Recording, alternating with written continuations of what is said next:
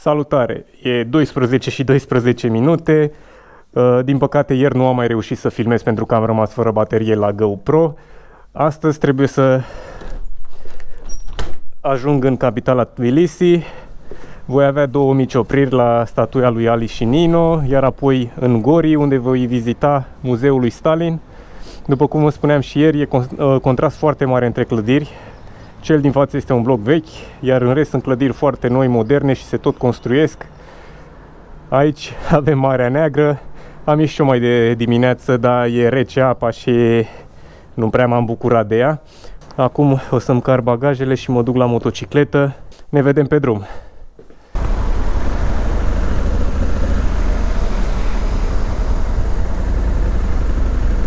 Dar nu înțeleg, sunt mai multe tipuri de plăcuțe de înmatriculare aici în Georgia. Așa, trebuie să merg în față încă 3 km din ce mi-amintesc eu. Și apoi ajung la statuie. S-a blocat strada. Merg și-o pe aici pe trotuar. Pistă de motociclete.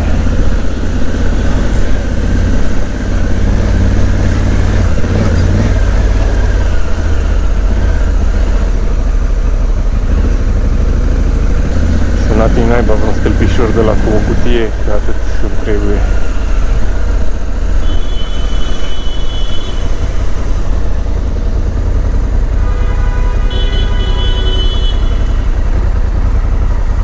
Mai și de aici ce fac?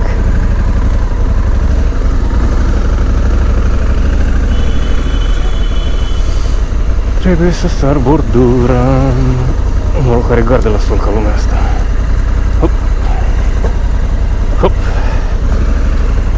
Ori e sens unic? Nu e. Dar ce mai contează acum, unic sau nu? Merg și puțin pe contrasens. Așa. Să se mai plângă cineva de traficul din România, aici e mult mai groaznic.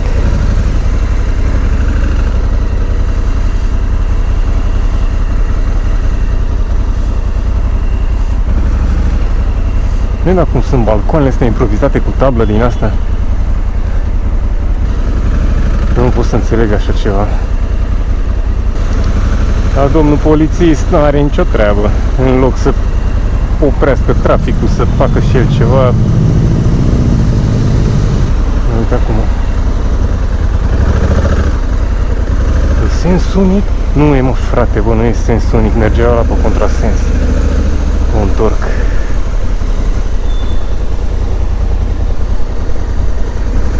M-am speriat că nu pot să fac dreapta, dar era un domn care mergea aiure. Așa. Mai e linie de autobuz. Nu mai contează acum. Autobuz, motocicletă. Tot pe acolo.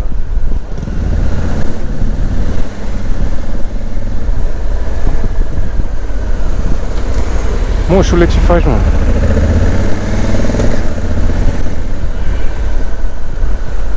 Bine, și rău, ce treacă că și-o merg aiurea pe aici, pe linia asta de autobuze.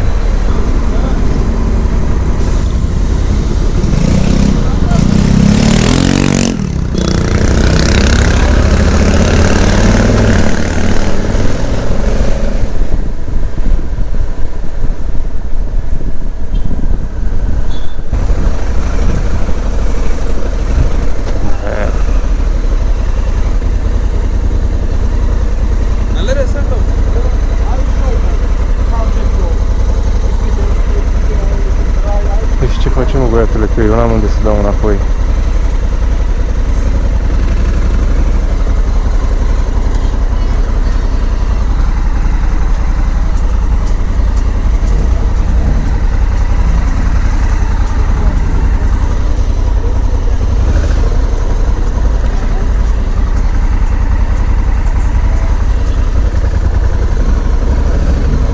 Ali e Nino? Ali Nino? Ha. That way?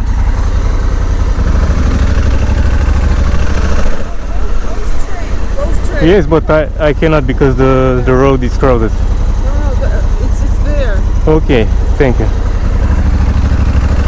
Ce să fac, mă, după acolo pe zona pietonală? E și sens unic aici, deci nu e sens unic, e interzis acolo acces. Ok, bravo. Gracias.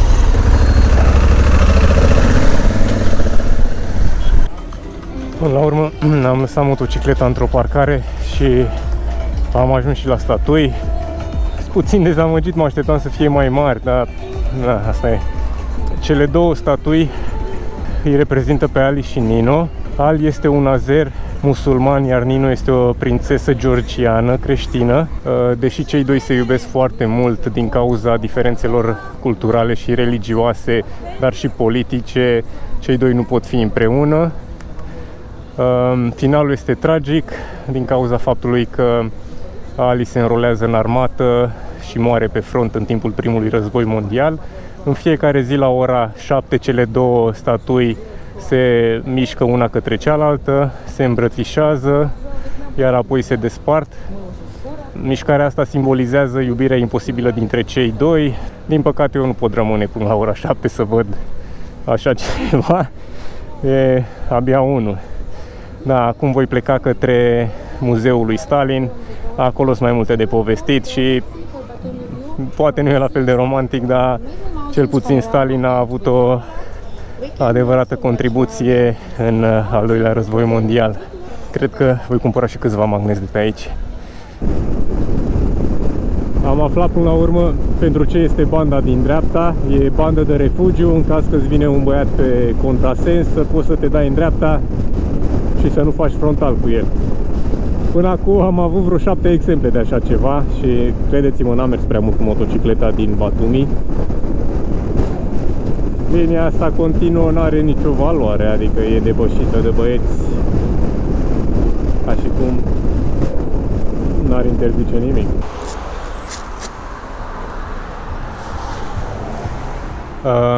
95 benzin regular. Lari. 95? Scusa, Lari. No Lari. Dracu, mă. Ok, no problem, but octanică, cifră octanică. Oftanico. Aha, octanică. Eta. Ce viene stoppiati. 95, ok. Eta. Ce viene stop taro. 92, nu, dis. Ce viene stoppiati. Benzin, benzin, ok. Cash carta. Cash, cash, cash.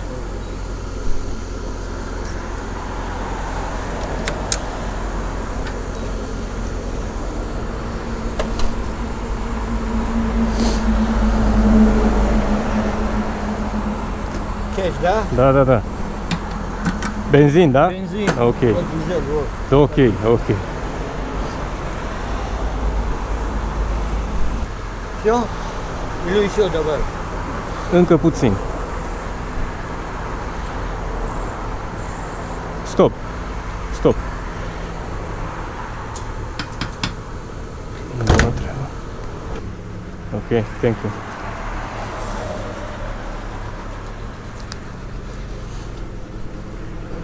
Așa.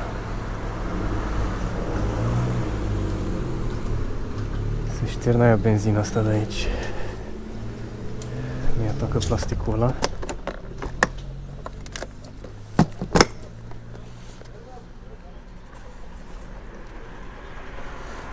Așa, super.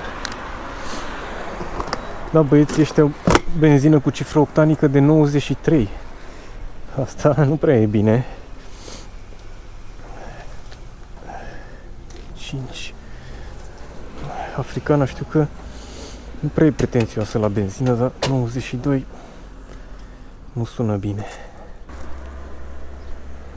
Motorul ăsta de 1100 are un raport de compresie de 10:1 și merge destul de relaxat și asta înseamnă că poți să alimentezi și cu un carburant mai puțin calitativ, dar nu văd de ce aș face acum. Nu vreau să mă încerc norocul. Cel puțin nu în țara asta.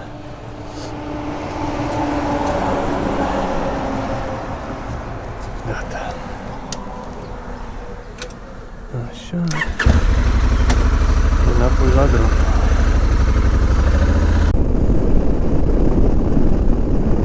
Aparent autostrada e în reparații și ne-au deviat pe naționale.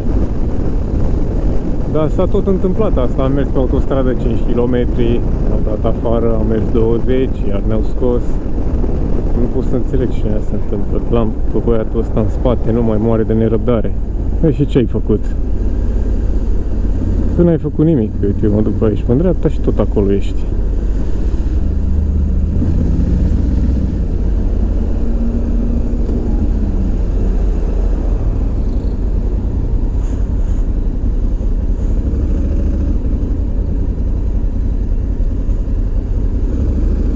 Azi e și duminică, e foarte acum, sau sâmbătă, cred că e sâmbătă. Nici nu mai știu de când mă plimb așa. Am pierdut zilele.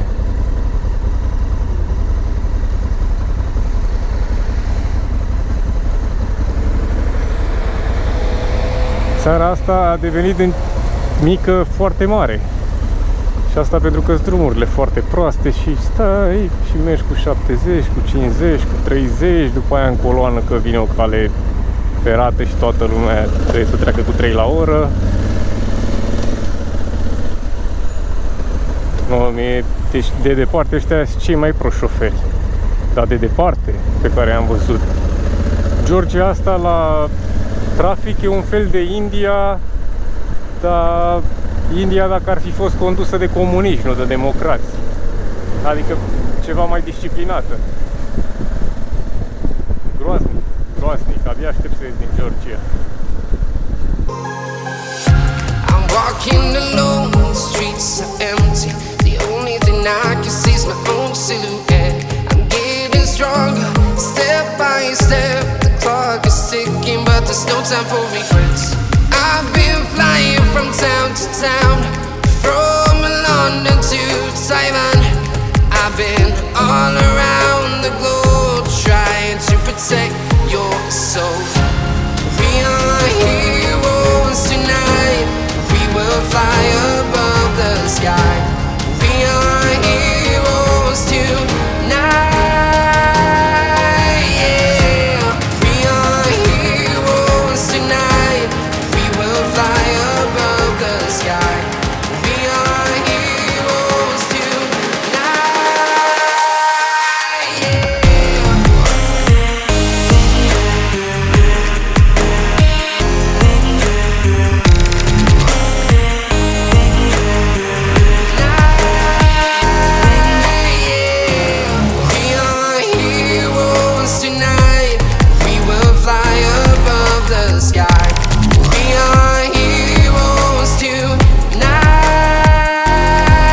Yeah.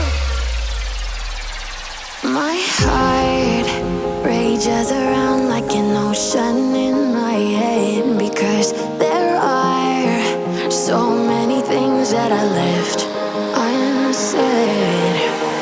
I can almost feel you walking in the distance, but I know. În cele din urmă am ajuns în Gori. În fața mea este casa în care a copilărit Iosif Stalin, al doilea cel mai longeviv conducător al URSS, după Ivan cel Groaznic. Din câte am văzut, vine tare din urmă și Vladimir Putin.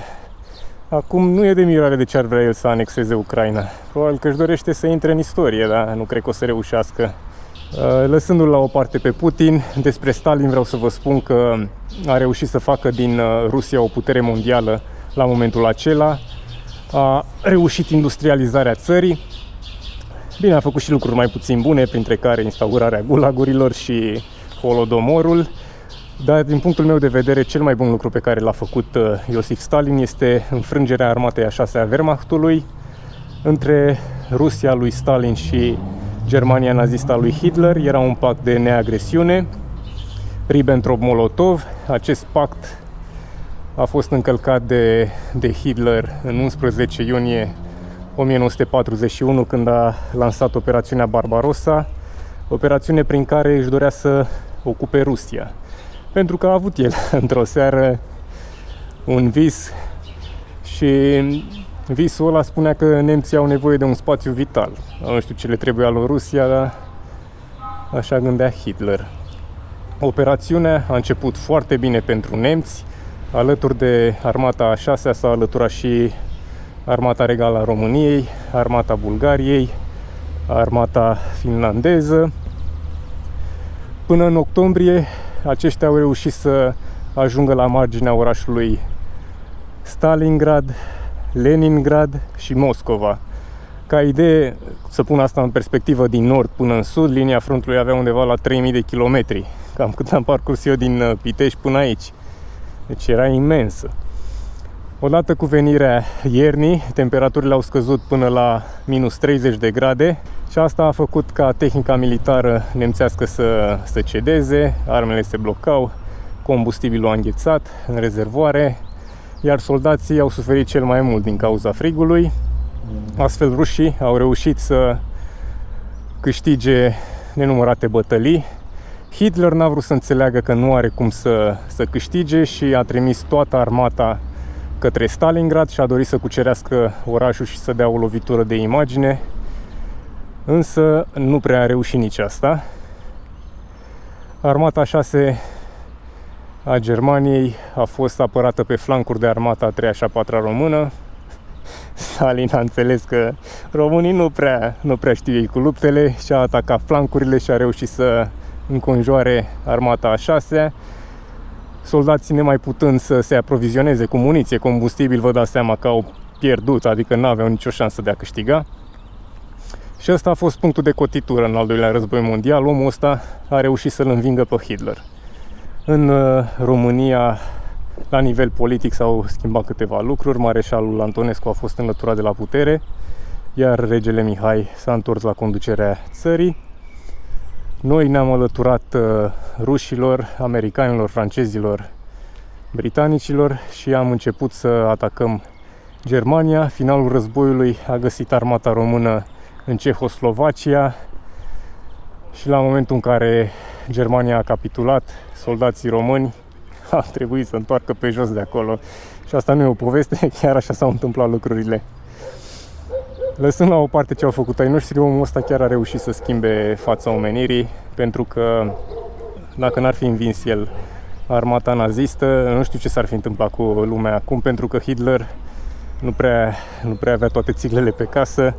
Vă aduceți aminte ce a făcut la Auschwitz și în restul lagărelor de exterminare. Da, din punctul meu de vedere, omul ăsta chiar a schimbat multe lucruri în Europa. Probabil că mulți dintre voi nu or să fie de acord, dar mai sunt și anumite nuanțe. Eu chiar sunt foarte fericit că am ajuns aici. Casa asta e dovada vie că oamenii mari se nasc în case mici. Acum că m-am tot plimbat în jurul casei, o să mă întorc la motocicletă și trebuie să plec către capitala Georgiei.